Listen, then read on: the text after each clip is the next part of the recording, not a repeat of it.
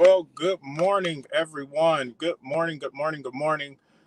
Sorry for the delay. I don't know what in the world was happening this morning, just a few moments ago, but we are here. Welcome to our daily devotional. My name is Brandon Woodard. I serve as the lead pastor of Reconcile Community Church, and I am super thankful for you all being here. Whenever time you join us, we are thankful for this opportunity. I do again apologize for some of the glitches there in the morning, just a few seconds ago, but also being late today. It's been always an adventure at the Woodard House. My two boys got up early this morning. I'm saying about 4 o'clock this morning, and just thought that it was time to start the day until about I'll say about 6, and then they went back to sleep. So Kristen and I wanted to go back to sleep, so I ended up having to get some more sleep. But anyways, nevertheless, we are here. Happy Monday. I know I got my shades on. I just finished running some miles, and as I was out there, just thinking, contemplating, and trying to survive, um, it got me to thinking about this journey. For many of you, you know that I ran most of my life, and one of the things about running that's interesting is that when you take time off, you really kind of lose a lot of what it is that you've gained. So a lot of the progress that you make. And so one of the things that about, if you know any runners, they want to stay consistent. They want to continue running because of the possibility of them losing something, them losing an edge, them losing a lot of what they have gained. They've been running really hard, and you take a break, and one day will feel like you've taken 3 days off. Running is just an interesting dynamic. And so for me, again, I think this serves as some encouragement for you all. For me, I took probably close to 4 or 5 weeks off. Well, more like 6 or 7. One, because of the cicadas. I was not about to run outside with cicadas out there. But then two, I got in this kick where I wanted to lift really heavy. And so that meant that I needed to tone down some of my running. So for the past 2 weeks, I've been trying to come back out and run. And one of the things that I've noticed, and I promise I'm getting to a place where we will find some encouragement here. But one of the things that I've noticed while being back on the road, those first 2 or 3 weeks are the worst. I knew it in my mind, but they still are hard to navigate. They're hard to navigate. It's the trying to get your body back in the swing of things. So you're having to get used to the pace. You got to get used to running. You got to get used to the hills. You got to get used to navigating your surroundings. Not everything is going to be even footed. Like, there's going to be level, especially if you're running on the street. You got to get used to the hills. You got to get used to the weather. You got to get used to controlling your breathing. You have to get used to all of these things. Plus, and hear me, you got to get used to the pain. You got to get used to the pain. There's this part in running where your chest starts to get a little tight. Your legs start to burn a little bit. And the only thing that you're really thinking about in those moments is quitting. But if you're like me, you go out so far and you know that at some point you're going to have to get back. Brothers and sisters, listen, I want to encourage us on this day. Um, Life is not going to always be easy. It's not going to always be easy. Brothers, I get it. I know that sometimes we think that this is going to be the case. That once we, let's say, put our faith, hope, and trust in Jesus, or once we lose the weight, or once we do something, whatever it is, we think that, man, life will now make sense. It's not going to be as hard as it once was. But I'm here to tell you, life is more like running than we think. And I would say it's almost equivalent to distance running. It's going to have seasons where it's going to be challenging, where there will be trials, there will be tribulations that come about, but they're part of the process. And the thing that I want to encourage us is to not quit. There have been multiple times in this time where I've been running where I've wanted to quit, where I've just said, you know what, I'm gonna call Kristen and tell her to come pick me up, because my legs hurt, because I've been running so hard and trying to get used to everything, and it just hurts. And brothers and sisters, trials are like that. There are points in time where you're going to go through trials in life. James tells us to count it all joy when we encounter various trials. Why would he say this? Because trials are a part of life. We're going to have to go through them. We're going to have to navigate through these things. We're going to have to learn how to navigate and push through them at times. There will be moments where we pray that God would remove us from a situation, but he may not. He may want to grow us in the midst of it. What do I mean? James goes on in his passage and he tells us that God uses trials to refine us so that we can become more like Christ. There's this refining process. The way that you get silver and all of these precious metals to a place where they are very, very valuable is when you actually turn the fire up higher.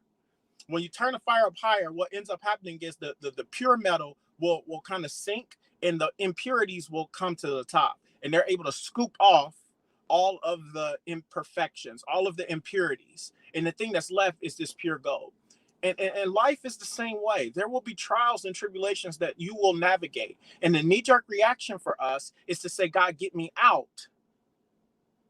But what I'm encouraging us and what I'm challenging us on this day is, instead of asking God to get us out, what if we started to ask God, God, refine us in the midst of it? Get all of the impurities that you can get out of my life through the midst of this trial. Whatever you're doing in the midst of this trial is for a reason. It's not discounting that these seasons are hard. It's not discounting that the tribulations are hard. Hear me, brothers and sisters. I just ran repeats today, and it hurt. It hurt a lot. There were times where I was trying to sprint and I just didn't have it in my legs at all. Like, I just didn't. And so I had to power walk. But I kept moving forward because I know that in the midst of those intervals, in the midst of the time on the road, although it hurts, it's building me up. It's strengthening me. And it's the same thing that we see throughout scriptures as well. There have been moments in time where the pressure has been turned up on God's people in multiple different ways. But God doesn't necessarily rescue them right away. He allows them to push through.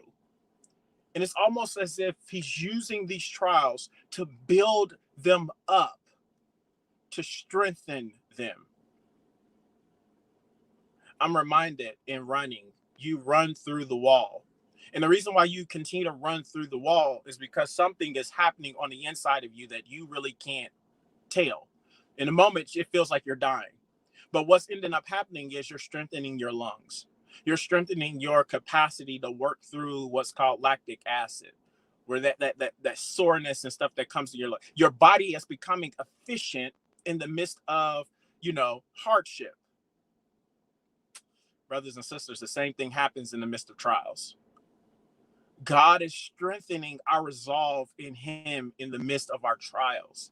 That's why sometimes when it's hard and you're like, man, I'm a little bit further. I could get through this a little bit further than I did before. It's because God is using these trials to strengthen you. I have a resolve in God no matter what is happening. Before I would fold, before I would quit, before I would just immediately throw in the towel, but not today. It seems like in this trial, I can push a little bit longer. That's because God is strengthening you in the midst of the trials. And we need to hear this. The prayer sometimes is not so much get me out, but sometimes it's God strengthen me in the midst of it.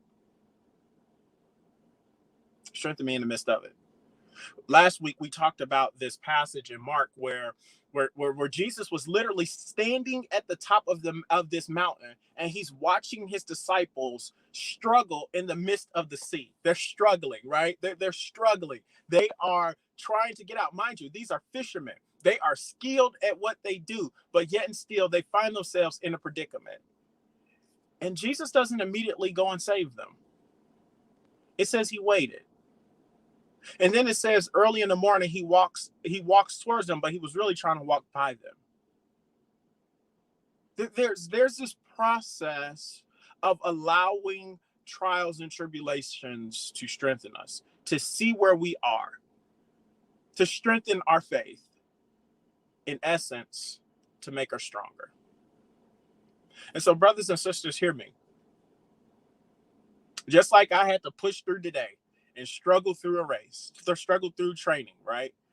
I wasn't where I wanted to be, but I finished the workout and I felt better about myself and my progress than when I started, because I had accomplished something. And brothers and sisters, here's my encouragement for you today. Keep pushing. Allow God to continue to carry you through whatever it is that you're going through. Because there's going to be a day where you're going to be able to come out on the other side. And if you've thrown in the towel, if you walk away too soon, you're going to rob yourself of the opportunity to look back and say, look at what God has brought me through.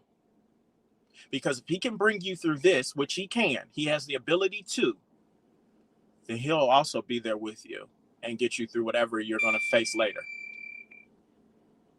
And so this is my encouragement for us. Continue to trust him in the midst of your circumstances and situations. No matter what takes place, the scriptures is true. He's with you. He promised that he'll never leave you nor forsake you.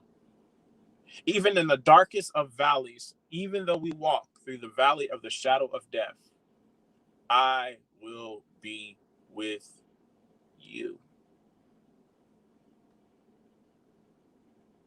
This is the beauty of following Jesus, that you have a God who's intimately involved in the day-to-day affairs of your life, not just the big moments in your life,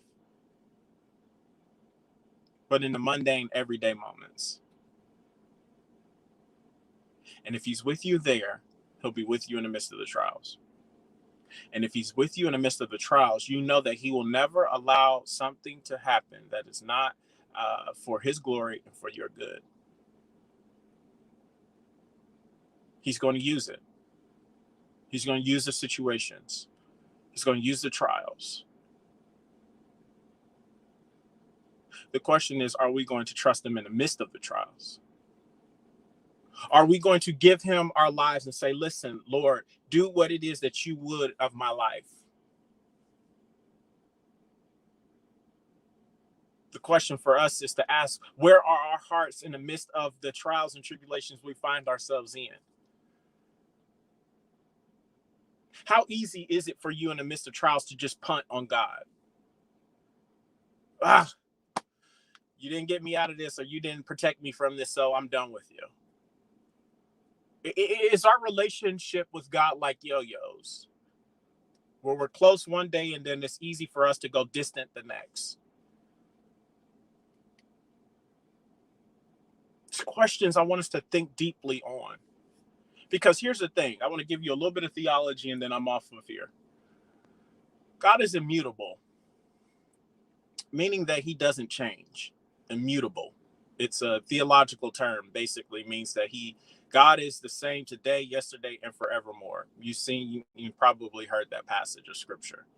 Just give you just a brief theology. God never changes. He's the same today, yesterday, and forevermore. So yesterday, today, forevermore.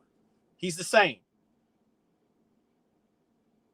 And if that is the case, that means that the only person that's doing the changing here, the only person that's changing the distance that we have between one another, would be us. It would be us. And so if God is saying, I am here, brother and sister, I am with you, and you're saying, you know what? No. It's us who does a lot of the changing. God is present. We must never forget this. In the darkest valleys, it may seem like you can barely hear him, is faint, but he's there.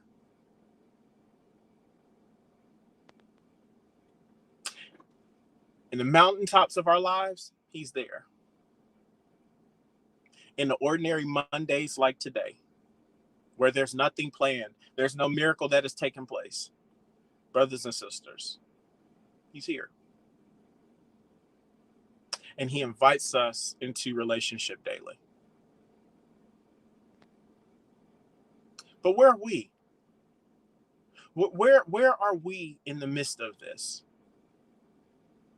Are we actively striving to run towards him? Or are we actively walking away from him? That's the question for us today. That's the question for us to ponder. Brothers and sisters, it's good to be with you. We have come to another week, the last week in July. Unbelievable. The last week in July. My encouragement for us is to push through this week. Let's accomplish one thing that we are like, man, this is what we feel God has called us to. I want to encourage us to do that. A couple things, and I will be out of your hair. Wednesday, 7 p.m., you'll see an event pop up on our Facebook page and our events page here soon.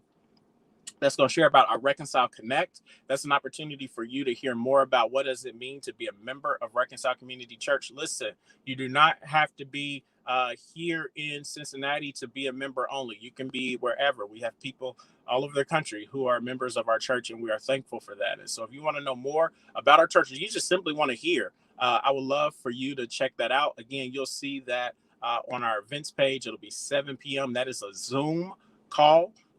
We want to make that intimate because there is some interaction that takes place. This Wednesday, we're talking about Reconcile Connect, the people of Reconcile. So what does it mean to be a person who's committed to Reconcile Community Church? What does that person look like, right? So we're going to talk about that. I like that idea. What do they look like? We're aspiring to be a people of God. And so what does this look like? And so we'll talk about that on Wednesday, 7 p.m. You'll see the event on our Facebook page. Number two, we have our virtual, not in person, our virtual gathering will be this Sunday, 4 p.m. It'll be here live on Facebook, YouTube. So anywhere we can be live at, that's where we will be. Again, 4 p.m. Again, you can stream wherever. We'll make sure that it is available for you. We want to make sure that you have access to that. And so those are two ways that you can connect with us this week. I look forward to connecting with you in either of those spaces, seeing you either Wednesday at 7 p.m. or Sunday at 4 p.m. All right. Y'all have a good one, and I will see you all tomorrow.